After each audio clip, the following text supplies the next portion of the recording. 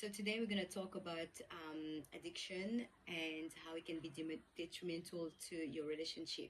Now, why addiction? It's because, for example, I discovered that mine has an addiction 9 years in our relationship. So sometimes we think that, oh, okay, it might not be a big deal until it becomes one. The thing is just like behind any addiction, there's unresolved, unhealed trauma, childhood trauma, right? So, back then with our business, we used to do all those challenges and like remove something.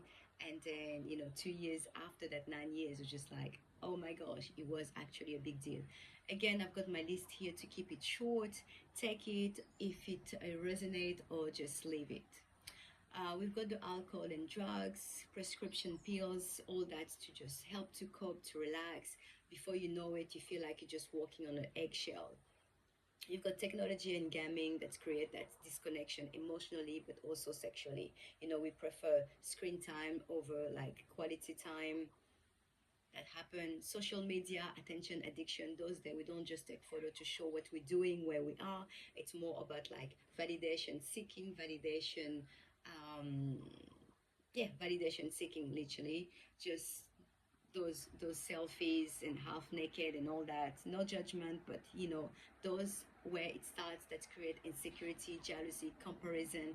And then you go into like those apps that delay the conversation, and then it starts with a communication and end up with flirting, etc. So just be mindful with the use abuse of social media. We've got the shopping and the spending, and we justify it by like, I work hard for this, I deserve this, which is true. But where it becomes a problem is when you start to hide the finances, the purchase, the expenses to your partner. So to keep that in mind. We've got work. A lot of people work a lot.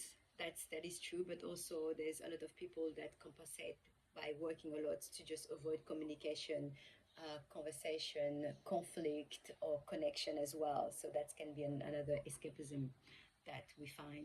Then we've got sex and pornography that's just damage trust, self-esteem, intimacy,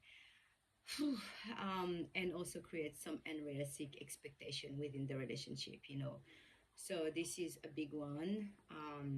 Yeah. Then you've got food, emotional eating, you've got the drama and all that.